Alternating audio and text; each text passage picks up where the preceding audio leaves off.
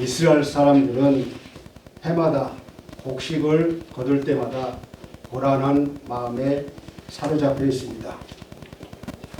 그 까닭은 그 땅에서 피땀 흘려서 갖고 놓은 그 모든 곡식을 블레셋 사람들이 때로 몰려와서 무자비하게 사람들을 해치고 그리고 곡식들을 탈취해 가기 때문이었습니다. 이런 일은 사사시대 때부터 사울 왕 때 또 다윗 왕 때까지 마찬가지로 이루어졌었습니다. 그래서 곡식 거둘 때가 되면은 항상 이스라엘과 블레셋 사이에 전쟁이 일어났습니다. 다윗 왕 때에 곡식을 탈취하려 온 블레셋 사람들이 때가 르바임 골짜기에 진을 쳤습니다. 그래서 블레셋 군사들을 대항하기 위해서 이스라엘 군사들도 전쟁터에 나왔습니다. 각자의 자기 군사들을 사기를 붙들고 상대방을 비난하는 소리가 천지를 진동하고 있었습니다. 군사들은 창칼을 번뜩이며 빗발치는 듯이 날아오는 그러한 화살과 돌멩이들이 나댕기는 처절한 싸움터였습니다. 그때 다윗 왕이 장수들을 이끌고 그 전쟁터에 나타나셨습니다.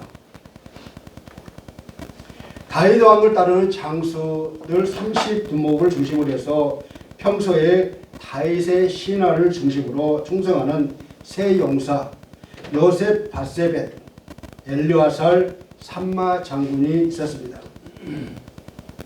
다윗 왕은 산성에 진을 치고 블레셋 군대가 진을 치고 있는 그 건너편을 바라보는데 그것은 다름 아닌 베들레헴이었습니다. 이 베들레헴은 다윗 왕이 자라고 성장했던 그런 고향입니다.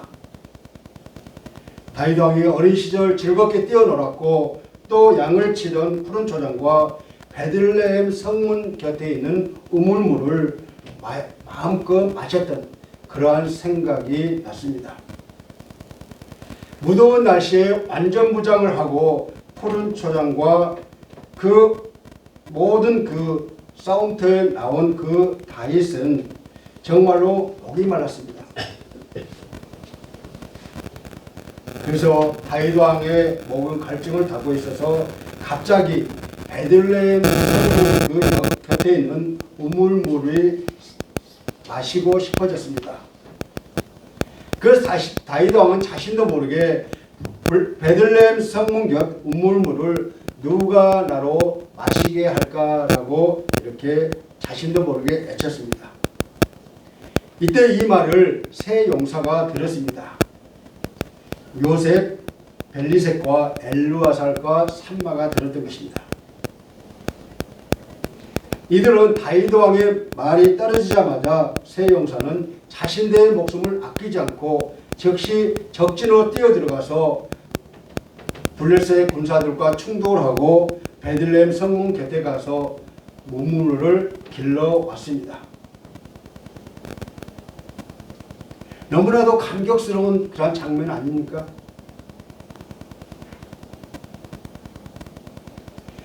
자신들이 섬기는 왕이 마시고 싶다는 그 우물물을 자기들의 목숨을 걸고 달려가서 그 물을 길러오는 그 충성심은 가히 말로 표현하기가 어려운 일입니다.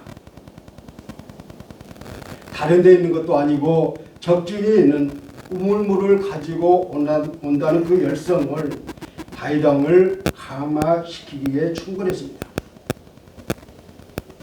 그런데 다윗 왕은 그 세 용사가 길러온 그 물을 결단코 마실 수가 없었습니다. 그래서 그 물을 여호와께 부어드리며 여호와여 내가 나를 위하여 결단코 이런 일을 하지 아니하리로다. 이는 목숨을 걸고 갔던 사람들의 피가 아니니까 라고 고백했습니다. 만약 오늘날 주님이 저와 여러분에게 오셔서 내가 목마르다 라고 말씀하시면 누가 목숨을 걸고 원수 마귀들이 진을 치고 있는 곳에 달려가서 물을 떠다 바칠 수가 있겠습니까? 누가 어떤 고난이나 희생을 감수하면서 목숨을 걸고 주님을 섬기겠습니까?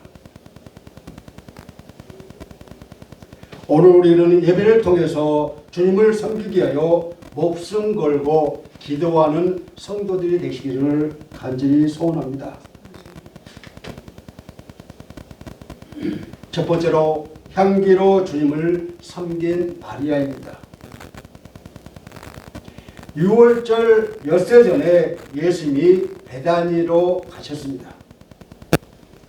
이것은 예수님이 죽은 자 가운데서 살리신 나사로가 살고 있는 것입니다. 죽었던 나사로를 살리신 그 나사로는 예수님과 함께 있었고 그의 누이인 마르다는 예수님과 주님의 제자들을 대접하기 위해서 그 잔치 준비에 여념이 없었습니다. 그런 와중에 마리아는 예수님이 보이는 잔치의 한 구석에서 예수님에 대한 자신의 진심 어린 사랑과 감사를 표현하기 위해서 지극히 비싼 향유, 곧 순전한 나드 한 근을 예수님의 발에 붓고 자신의 머리털로 예수님의 발을 씻겨드렸습니다. 향유의 냄새가 온 집에 가득하며 예수님을 기쁘시게 했으며 사람들을 황홀하게 했던 것입니다. 마리아의 이런 돌발적인 섬김에 예수님의 제자들은 너무 놀라 할 말을 잃고 있을 때 가룟 유다는 그녀의 행동을 비난하며 이 비싼 향유를 쓸데없이 허비한 것이라고 말했지만 예수님 오히려 마리아의 섬김을 칭찬하셨습니다.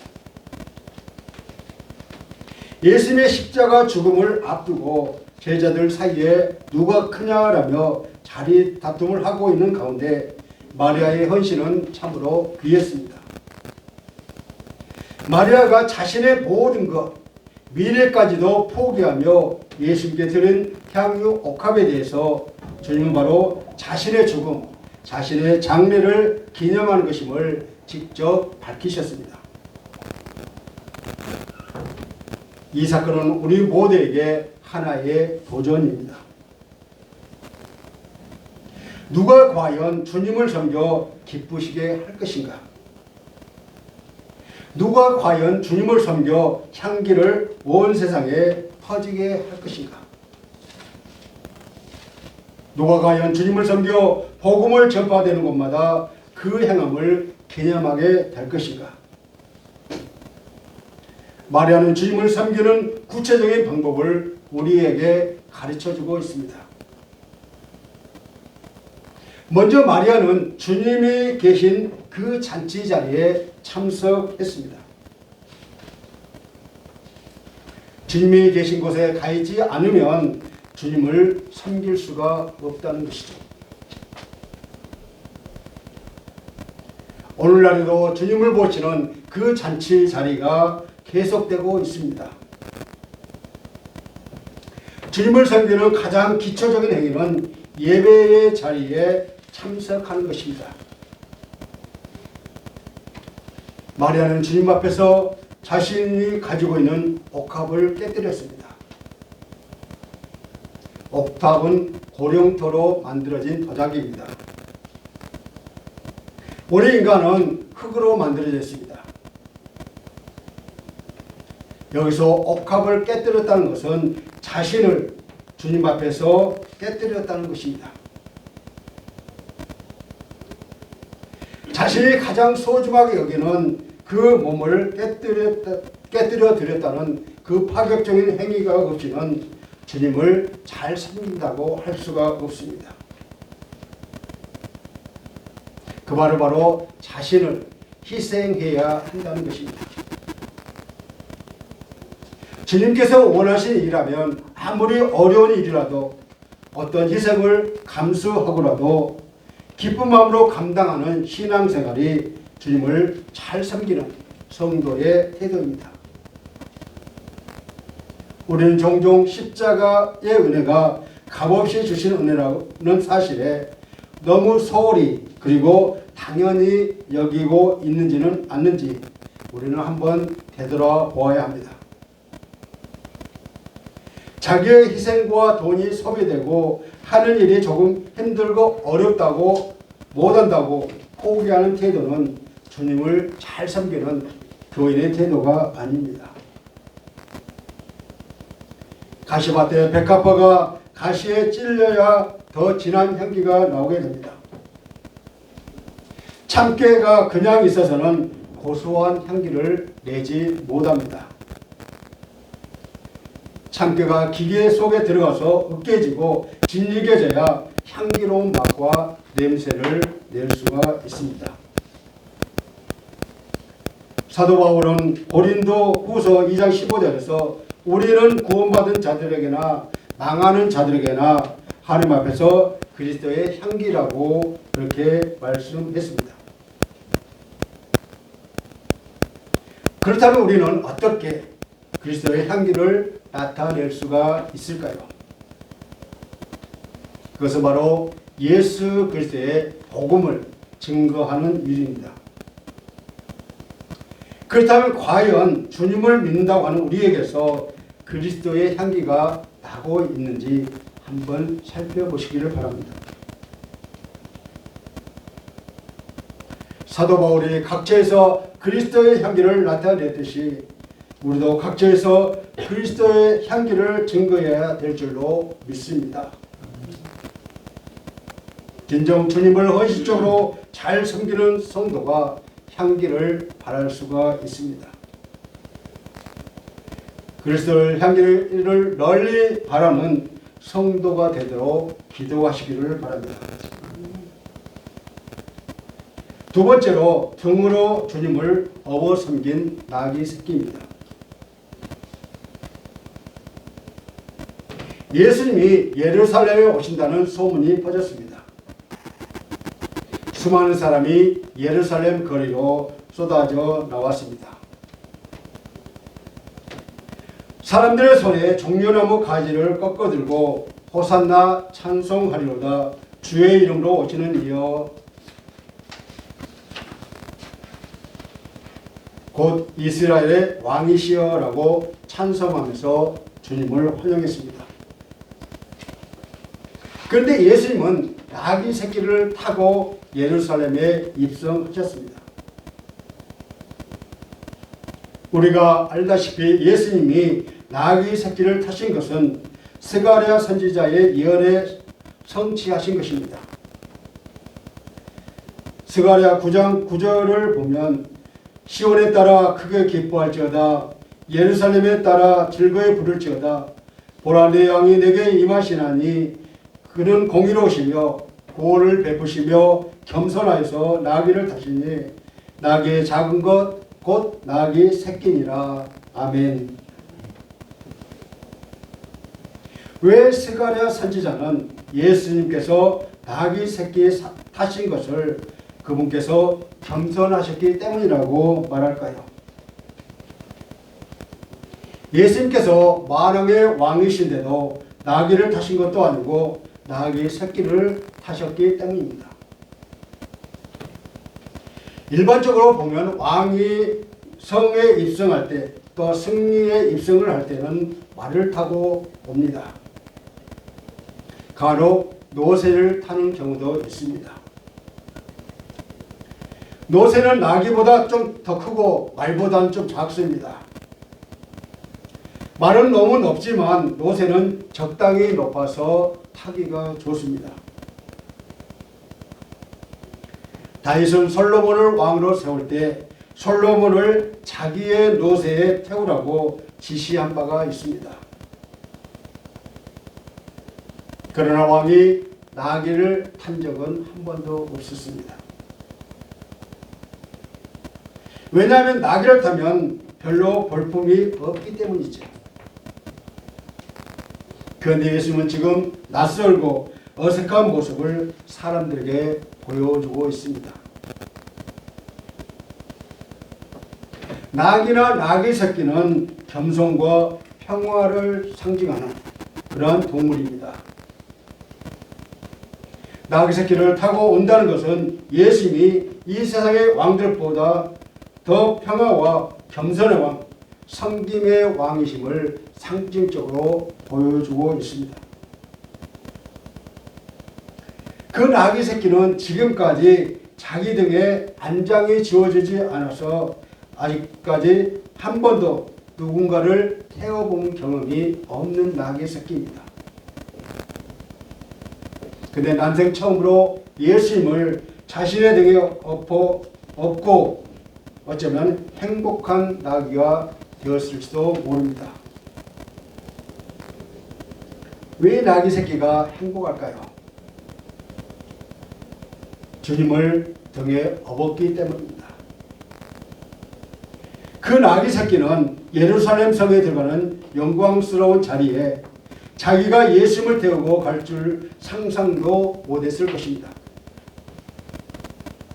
누가 감히 거룩하신 주님을 등에 업을 수가 있겠습니까? 사람입니까? 아닙니다. 주님은 사람에게 업히시기를 원하지 않으셨어요. 욕심과 이기심으로 사는 사람, 이해관계에 계산이 빠른 사람, 말 많은 사람, 높아지려고 교만으로 가득 차 있는 사람, 죄와 악으로 일그러져 있는 사람에게 주님은 업히시기를 원치 않으십니다. 차라리 말동보다는 그러한 미물인 나귀 새끼에게 업히신 것이 주님은 더 편하셨을 것입니다. 평화를 사랑하시는 주님이 평화를 상징하는 나귀에게 업히시는 것이 어쩌면 더 당연한 것이었을 수 있습니다. 우리가 진정으로 주님을 잘 섬기고 싶으시면 나귀 새끼처럼 되시기를 바랍니다. 스스로 작아지시기를 바랍니다. 몸소 겸손해지시기를 바랍니다. 먼저 작아지시기를 바랍니다. 아무런 말도 없이 섬기기를 바랍니다. 서로 싸우지 말고 평화를 사랑하시기를 간절히 소원합니다. 평화를 만드는 사람이 되시기를 바랍니다. 그러면 주님께서 그런 성도들의 등에 업히실 것입니다. 성도는 주님을 등에 업는 그러한 영광을 얻을 수 있을 것입니다. 주님을 등에 업는 행복한 나귀가 되시기를 바랍니다. 주님을 등에 업는다는 것은 주님의 일을 스스로 짊어진다는 뜻이지요. 아무리 어려운 주님의 일이라도 말입니다. 주님께서 나귀 새끼의 등에 업히셔서 예루살렘에 입성하실 때 수많은 군정들이 주님을 찬양하며 환영했습니다. 찬양하는 성도들의 그 대열에 함께하는 것은 큰 영광입니다.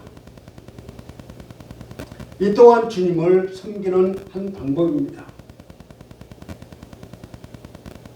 성도가 예배 때마다 하나님의 영광을 찬양하는 신앙은 주님께서 기뻐하십니다. 성도가 생활 속에서 늘 찬송하며 즐겁게 사는 것이 주님이 기뻐하십니다. 이것이 주님을 섬기는 방법입니다. 주님을 등에 업고 심령으로 늘 찬송하면서 주님을 섬기는 성도가 되도록 하나님께 기도하시기를 간절히 바랍니다. 세 번째로 주님을 따름으로 섬기는 성도입니다. 주님은 주님을 섬기는 일에 대한 아주 중요한 그런 결정적인 말씀을 하십니다. 본문 24절에서 26절까지입니다. 24절부터 26절까지 다 같이 읽겠습니다. 시작. 내가 진실로 진실로 너에게 이르노니 하늘이 미리 땅에 떨어져 죽지 아니하면 하늘 그대로 있고 죽으면 많은 열매를 맺는지라. 자기 생명을 사랑하는 자는 잃어버릴 것이요 이 세상에서 자기 생명을 미워하는 자는 영생하도록 보존하리라. 사람이 나를 섬기려면 나를 따르라. 나 있는 곳에 나를 섬기는 자도 거기 있으리니 사람이 나를 섬기며 내 아버지께서 그를 의인히 여기시리라. 아멘. 이 말씀은 자기의 희생과 섬김으로 하나님께 귀히 여김을 받는다는 뜻입니다. 주님을 섬기려는 성도는 먼저 땅에 떨어지는 법을 배워야 합니다. 예수님은 하늘의 밀처럼 땅에 떨어져 죽었어요. 이는 자기를 낮추는 행위입니다. 자기를 낮추지 않으면 주님을 섬길 수가 없습니다. 왜일까요? 주님은 낮은 곳에 계시기 때문입니다. 자신을 십자가에 못 박아 죽이지 않으면 주님을 섬길 수가 없습니다. 왜냐하면 주님께서 십자가에 못 박혀 죽으셨기 때문입니다. 자신의 생명을 아끼고 위하는 사람은 주님을 섬길 수가 없다는 것입니다. 왜입니까? 주님께서 자신의 생명을 아끼지 않고 버리셨기 때문이죠. 주님을 섬기는 성도는 자기의 생명을 미워하라고 그렇게 말씀하셨습니다. 왜냐하면 자기 생명을 미워하는 자는 영원인 영생하도록 생명을 보존하리라고 약속하셨기 때문입니다. 이 말씀은 잃으면 얻고 버리면 찾고 죽으면 산다는 그런 역설적인 진리입니다. 여러분이 잘 아시는 사랑의 성도의 설립자신 마더 테레사 수녀님을 잘 알 것입니다. 그 수녀님과 친근한 사람마다 그녀의 인격에 대해서 큰 감동을 받았다고 합니다. 어느 날 테레사 수녀님이 병든 어린이의 보름을 짜며 치료하는 모습을 보고 이런 질문을 했다고 합니다. 수녀님은 세상에 잘 사는 사람, 높은 자리에서 호화로운 생활을 하는 사람들이 부럽지 않습니까?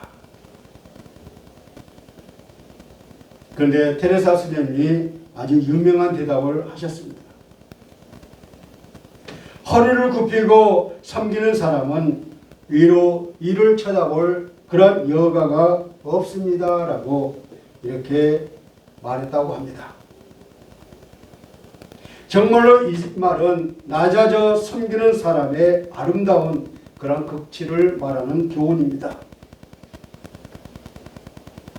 그렇습니다. 주님을 섬기는 성도는 주님을 따르는 사람입니다. 주님을 섬기는 사람은 주님이 어디 계시든지 거기에 있습니다. 주님께서 성전에 계시면 주님을 섬기는 성도는 성전에 있어야 합니다. 주님께서 빈들에 계시며 주님을 섬기는 성도도 빈들에 있어야 합니다. 주님께서 가난한 사람과 함께 계시면 주님을 섬기는 성도도 가난한 그런 사람과 함께 있어야 합니다. 주님께서 병든 그 환자와 함께 계신다면 주님을 섬기는 성도도 그 병든 환자와 함께 있어야 합니다. 주님께서 기도하고 계신다면 주님을 믿는 성도들도 기도하는 그러한 자리에 있어야 한다는 것이죠. 주님께서 십자가를 지고 계시면 주님을 믿는 성도도 십자가를 지고 있어야 합니다. 이것이 주님을 따르는 성도의 모습입니다. 이것처럼 섬김의 극치는 하나님의 사랑입니다. 하나님께서 우리를 사랑하셔서 독생자를 우리에게 아낌없이 우리에게 주셨던 것입니다. 예수님은 우리의 죄를 속해 주시기 위해서 자신의 몸을 십자가에서 희생하셨습니다. 하나님 우리가 주님을 섬기기를 바라고 계십니다. 그렇다면 하나님이 무엇이 부족해서 우리에게 섬기라고 하실까요? 그렇지는 않다는 것입니다. 천지에 있는 모든 사물이 다 하나님의 것이기 때문입니다. 하나님에게는 하나도 부족하거나 아무것도 모자라는 것이 절대 없습니다. 그런 하나님께서 우리에게 헌신과 섬김을 원하시는 이유는 우리에게 축복을 베풀어 주시기 위함입니다. 예수님은 사도행전 20장 35절에서 주는 것이 받는 것보다 복이 있다라고 말씀하셨습니다.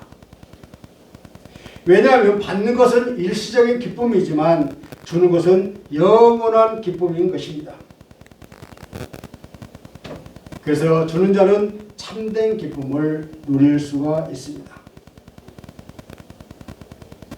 모든 것의 주인이신 하나님을 인정하고 그분의 뜻대로 주는 것을 실천하는 순간부터 인간은 놀랍게도 주님께서 예비하신 참 행복과 자유를 경험하게 될 줄로 믿습니다. 그러므로 하나님의 사랑을 실천하셔서 더 큰 사랑을 받는 성도들이 되도록 기도하시기를 간절히 소원합니다. 사랑하는 성도 여러분,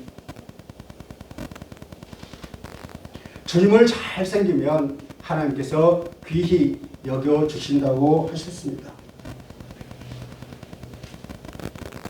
그렇다면 사람에게 귀히 받는 것이 좋을까요? 아니면 하나님께 귀히 받는 것이 좋을까요? 물론 사람들에게도 귀히 받는 것도 좋겠지만 우선 하나님께 귀히 받는 것이 더 중요하다는 것을 우리에게 가르쳐주고 있습니다. 왜냐하면 하나님께 귀히 여김을 받는 사람은 당연히 사람들에게도 귀함을 여김을 받게 된다는 것입니다. 그러므로 향기로운 성도들이 되시기를 간절히 소원합니다. 그리스도의 향기로 온 세상에 향기롭게 하는 성도가 되시고 주님을 등에 업는 섬기는 성도들이 되시기를 간절히 바랍니다. 말씀을 맺겠습니다.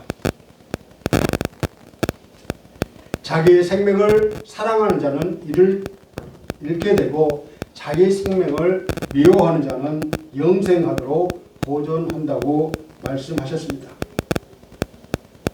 그러므로 하나님의 일이 땅에 떨어져 죽음으로써 많은 열매를 맺는 저와 여러분이 되시기를 간절히 소원합니다. 주님을 섬기는 성도는 주님이 계신 곳에 늘 있어야 합니다. 주님께서 계신 곳에 항상 있으면서 주님을 섬겨서 하나님과 사람들에게 귀히 여김을 받는 우리 모두가 되기를 주님의 이름으로 간절히 축원합니다. 나는 삶 속에서 주님을 나의 주인으로 모시고 살고 있는지 잠시 묵상하시겠습니다.